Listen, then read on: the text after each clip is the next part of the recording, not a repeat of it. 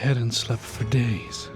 We were 2 months into the waking nightmare that was, no, still is, quarantine. To put an end to the crushing boredom, I decided to start a YouTube channel for movie reviews.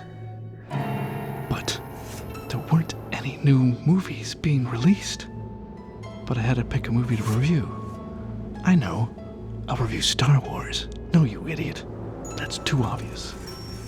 I wandered the halls of my prison, searching for a way out. I couldn't shake the feeling that I was being watched. By myself. I tried to run, but my body moved like molasses. I couldn't put it off any longer. I had to choose a movie. But what movie? There were so many options. I had to choose something interesting and unusual. Ugh, yeah. Like that. Perhaps confronting my nightmares will end them.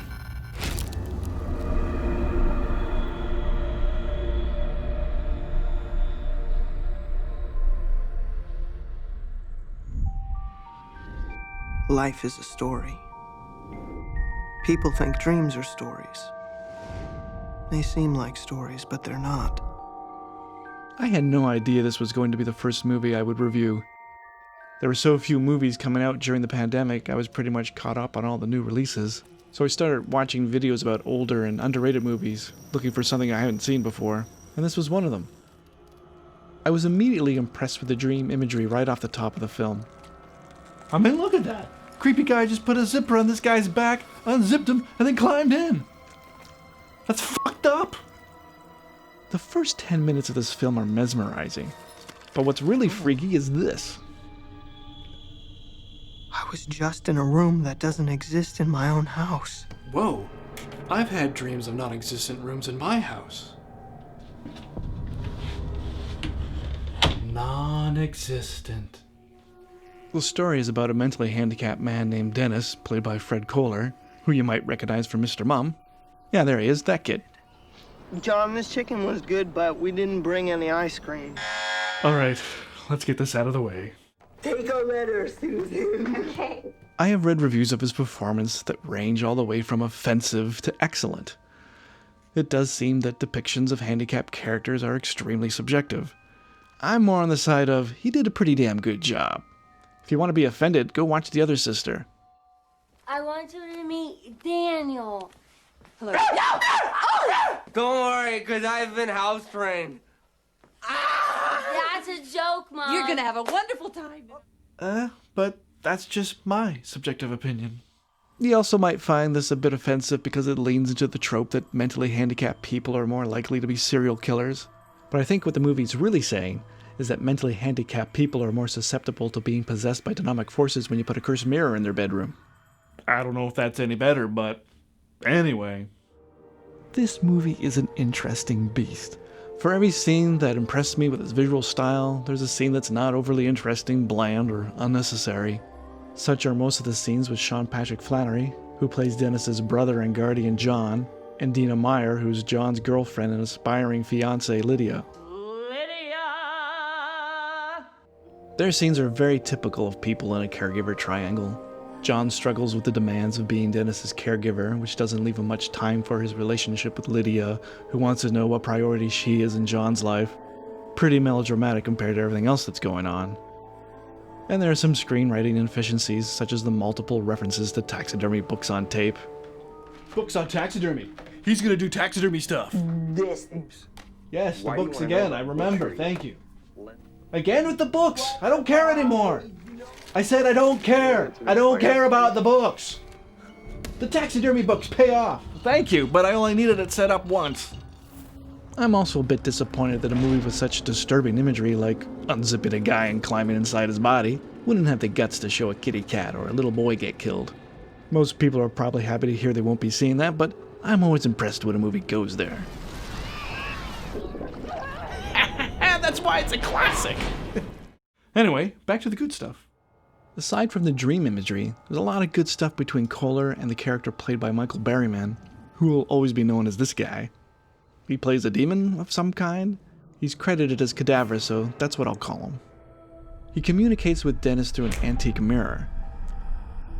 There are a lot of these scenes throughout the movie, and it could have easily become tiresome if not for the ever-changing power dynamic between the two characters and the different camera techniques used in each scene. Minor spoilers for the next minute while I talk about how their dynamic grows. Cadaver's goal is to talk Dennis into doing more and more horrible things. This causes Dennis's soul to descend into darkness, which allows Cadaver to gain power and take over Dennis's body.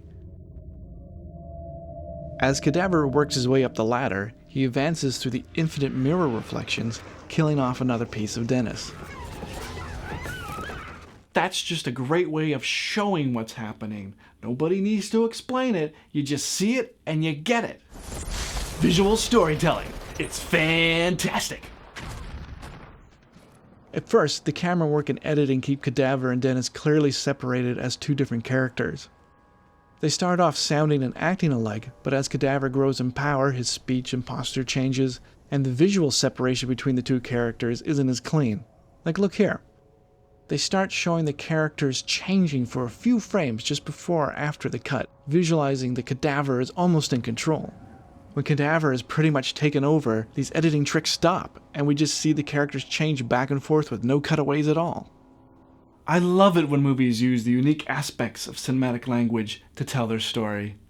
You can't do this shit in books, man. Camera and editing techniques aside, this entire movie is squarely on Kohler's shoulders. So give this guy some of the credit he deserves. This is one of those movies where I immediately looked it up on IMDb to see what else the filmmaker had made. And that's where real life gets a little weird. The writer and director is Andrew Getty, grandson of J.P. Getty, who was played by this guy, and then this guy, in this movie. Well, at least he wasn't the grandson that was kidnapped. Getty didn't have any formal filmmaking education. He put every dime he had into this film, which is rumored to be around $4 to $6 million. The shooting schedule was off and on for 5 years, and it spent 10 years in post-production, where he obsessed over every last detail. I was wondering why the actors looked so young for a movie that was released in 2017. The filming had actually started in 2002.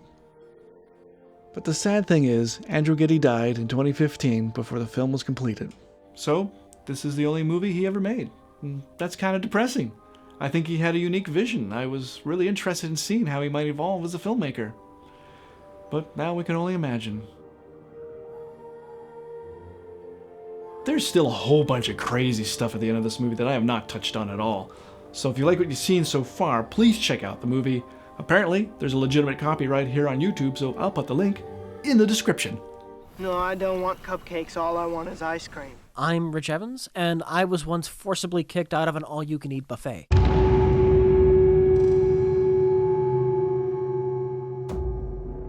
Hey, please like and subscribe and ring the bell for notifications. Don't ring the bell for notifications. They're annoying. Nobody likes them. Alright, don't ring the bell. Do whatever you want. I'm not the boss of you.